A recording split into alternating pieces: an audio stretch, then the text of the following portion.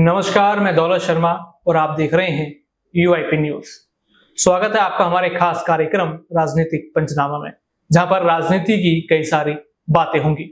अभी देश भर में लोकसभा चुनाव की गूंज है। लगातार सभी पार्टियां ये प्रयास कर रही हैं कि लोकसभा चुनाव जीतकर अपनी सरकार बनाई जाए। हालांकि यहाँ पर टक्कर में बीजेपी, एनडीए और इंडिया अलायंस आमने सामने है, जहां पर बीजेपी कह लीजिए एनडीए गठबंधन तो नारा दे चुकी है कि अब की बार 400 पार, लेकिन इंडिया गठबंधन कह रहा है कि यहाँ पर 400 पार जो सीटें बचती हैं वही आपके खाते में आएंगी, यानी 400 सीटें इंडिया अलायंस के खाते में जाने वाली हैं, ना कि एनडीए के खाते में। लेकिन इन दिनों हम चुनावों में देख रहे हैं कि किस तरीके से चुनाव तो भारत के हैं, लेकिन लगातार नाम भारत के पड़ोसी मुल्क पाकिस्तान का आ रहा है। खुद प्रधानमंत्री नरेंद्र मोदी पाकिस्तान का नाम ले रहे हैं, पाकिस्तान के नाम पर वोट बटोर रहे हैं। और यहाँ दूसरी तरफ इंडिया अलायंस कह रहा है कि जब यहाँ मुद्दे बेरोजगारी के हैं, जब यहाँ मुद्दे स्टार्टअप्स के हैं, जब यहाँ मुद्दे युवाओं के हैं, छात्रों के हैं, महिलाओं के मुद्दे हैं, बाल विकास के मुद्दे हैं, तो पाकिस्तान हर बार चुनावों में क्यों आ जाता है, क्यों पाकिस्तान भारत के चुनावों में अहम भूमिका निभाता है और बीजेपी वहां से वोट कमाता हुआ नजर आता है।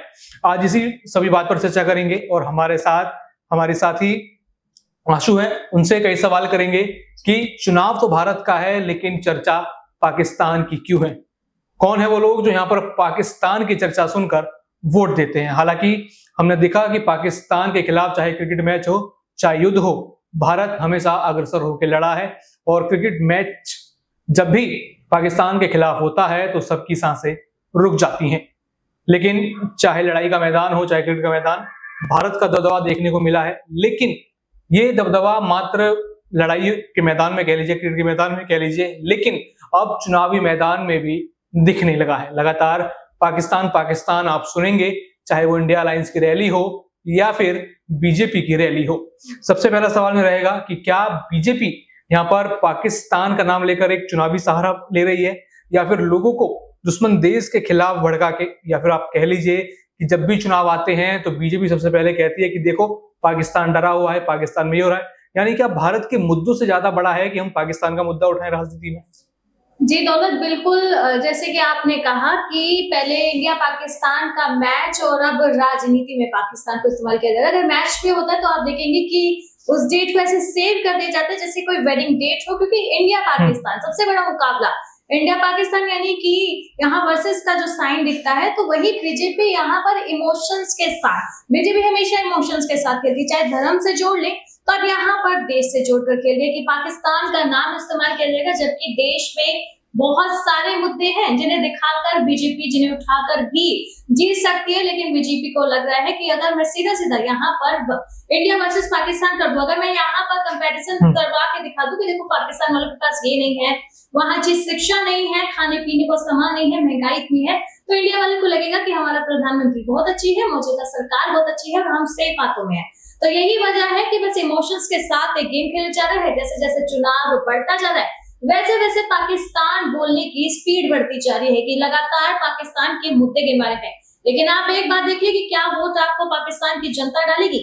पाकिस्तान की जनता नहीं, हिंदुस्तान की जनता डालेगी, उनके वोटों की गिनती से सरकार जो है वो आएगी। तो इस तरह से पहले तो यहाँ पर जो भी यहाँ पर आम आदमी पार्टी है, यहाँ कांग्रेस या बीजेपी जो भी है, जो पाकिस्तान के नारे लगा रही है कि हमने पाकिस्तान में ये नहीं है लेकिन हिंदुस्तान में वो चीज है, तो पहले आप हिंदुस्तान के मुद्दों को उठाइए, क्योंकि यहाँ के लोग यहाँ के मुद्दों से परेशान है। उन्हें मतलब नहीं है कि पाकिस्तान में महंगाई है। अगर हिंदुस्तान में सब कुछ सस्ता है तो पाकिस्तान से हमें क्या लेना है?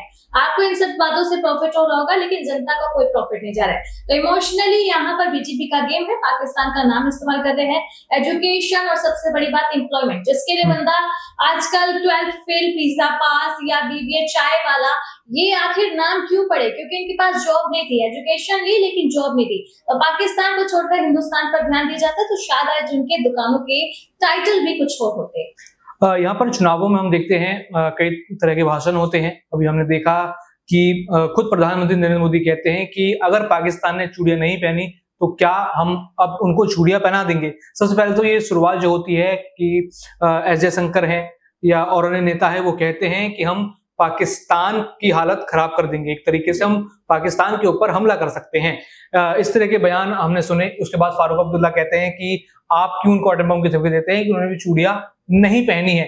तो क्या आप देखते हैं कि फारूक अब्दुल्ला का इस तरह से बयान देना, फिर प्रधानमंत्री नरेंद्र मोदी का पलटवार करना, यानी कि पाकिस्तान चुनावों में ज्यादा इंपॉर्टेंट है कि जनता के मुद्दे ज्यादा इंपॉर्टेंट है, या फिर एक दूसरे को यह दिखाना है कि कौन बड़ा देशभक्त है, या फिर कौन यहाँ पर किस चीज को लेकर कितनी बढ़िया कितनी अलग राय रखता है? जी, ये तो रोटियां सेकने वाला काम हो रहा है कि बीजेपी पाकिस्तान का नाम इस्तेमाल करके अपने जो देश के लोग हैं उनमें दिखाना चाहती है कि बीजेपी के हाथों में आप लोग कितना सेफ है। तो वही फारूक अब्दुल्ला बताकर यहाँ पर बता दे कि वो भी अपने देश में उसी तरह का काम कर रहे हैं। तो यहाँ पर ये इमोशनल गेम चल रही है, जबकि यहाँ पर ध्यान देने वाले बहुत से मुद्दे हैं। यहाँ पर अगर कोई लोन लेता है तो उसके लोन पर इतनी ज्यादा क्रेडिट हो जाती है, इतना ज्यादा इंटरेस्ट हो जाता है कि आखिर में इंसान को कुछ गलत रास्ता जैसे कि सुसाइड जैसे रास्तों को अपनाना पड़ता है।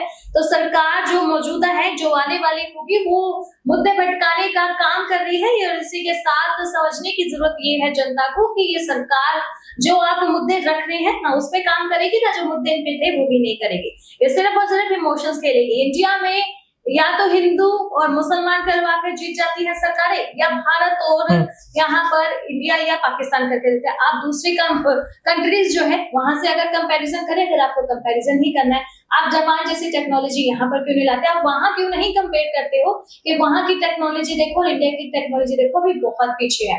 तो इस तरह से हर तरह से अगर आप यूएस से करो, वहां की आर्मी और यहाँ के आर्मी को जिस तरह से यहाँ के आर्मी को सूखी रोटियां दी जाती है, क्या आप इस बात पे गौर करते हैं? लेकिन वहां तक सरकार की सोच नहीं जाएगी क्योंकि अपनी गलतियां सामने आएगी। सिर्फ पाकिस्तान से कंपेयर करेगी कि वहां तो चावल भी इतने महंगे, आटा भी इतना महंगा, आपको यहाँ पर राशन मिल रहा है, लेकिन राशन में जो सरकारी स्कूल के बच्चों को खाना जो मिड डे मील देते हैं उसमें इतने बड़े बड़े जो कीड़े मिलते हैं, क्या वो भी पाकिस्तान में मिलता है? तो अपनी गलतियों को भी रखें। अगर आप इतना ही कंपैरिजन करने पे आए हो, और किसी अच्छे से करें।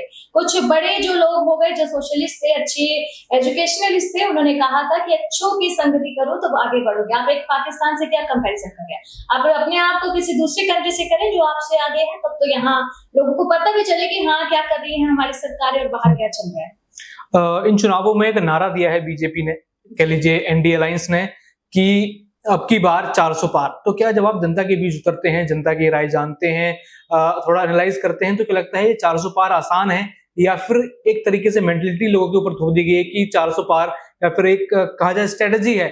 आपको लगता है कि 400 पार हो पाएगा? क्या ऐसे मुद्दे जनता देख पा रही है सुलझते हुए, या फिर जनता यहाँ पर इस बार बीजेपी को उलझाने वाली है?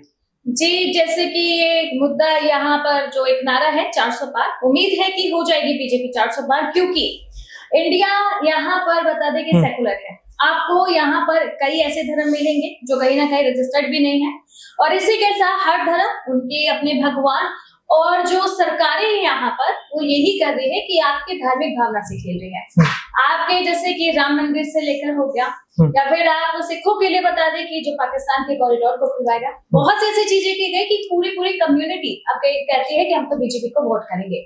क्यों करेंगे? क्योंकि जो सिखों के लिए पाकिस्तान जाना पॉसिबल नहीं था, अब हो रहा है। यानी कि आपको अपने पेपर्स पे रजिस्ट्रेशन कराना होता है, आपको डेट आती है, आप चले जाते हैं। राम मंदिर का सबसे बड़ा मुद्दा अभी क्यों सुलझाया गया जब चुनाव सर पे थे? तो देखा जाए तो जिस तरीके से बीजेपी की रणनीति थी काफी अच्छी थी, कह सकते हैं कि काफी दिमागदार काम किया गया यहाँ पर। और जो यहाँ पर सामाजिक मुद्दे थे, जो एम्प्लॉयमेंट वगैरह है, उनको छोड़कर उन्होंने धार्मिक मुद्दे उठाए। और धार्मिक इंडिया है, हर 7 धर्म है यहाँ पर, और जब धर्म पर वार किया जाएगा तो जनता तो खुद ही आएगी आपको वोट करने। तो जिस तरीके से ये सारी स्ट्रेटेजीज की गई, जिस तरह से ये खेला गया है, बीजेपी की 400 पार तो कंफर्म है। बिल्कुल, यहाँ पर कहा जा रहा है कि किस तरीके से बीजेपी ने मुद्दों को घुमाते हुए, धर्म को ऊपर रखते हुए और लगातार पाकिस्तान की चर्चा करते हुए जनता को पगलाया है। जो मेन मुद्दे हैं, जो बेरोजगारी का मुद्दा है, जो महंगाई का मुद्दा है, जो महिला विकास का मुद्दा है, उसको कहीं ना कहीं पीछे छोड़ के बाकी चीजों पर चर्चाएं चलती हुई नजर आ रही है। लेकिन क्या ये चर्चा सफल होगी, या फिर इंडिया अलायंस यहाँ पर एक बड़ी बाजी मार के दिखाएगा? ये 4 जून को पता चलेगा। बाकी और भी ऐसी खबरें जानने के लिए देखते रहिए UIP न्यूज। धन्यवाद।